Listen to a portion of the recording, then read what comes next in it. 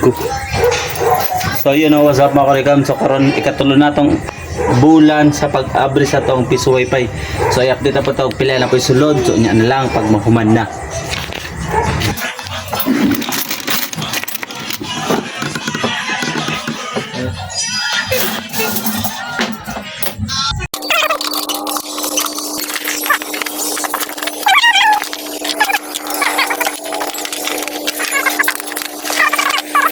So ako nang paspasan para nindot kita na no. Pak grabe kwan sa kwarta o pak kamot lang og pila kay sulod ni. Bye-bye. So you know what's up ako likam for today's vlog. So ang among income sa among piso wifi sa to sa ika 3 nga months na mo pagkobra or pag cash out ani among piso wifi.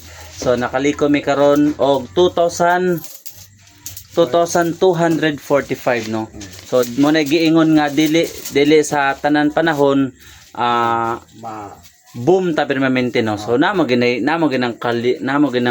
mo ubos mo taas ang atong income sa atong piso wifi. Kung sa tubig pa kung sa tubig pa mahunas mataob.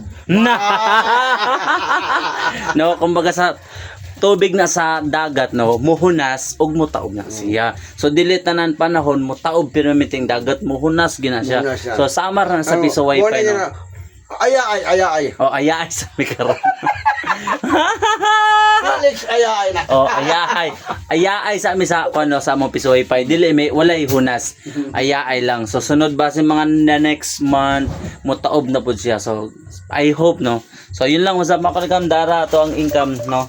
So pambayad na po di ugma sa atong piso wifi para continue atong wifi. So yun lang. Salamat sa walang sawang support sa Mihulikam TV. God bless us all and mabuhay. Bye-bye.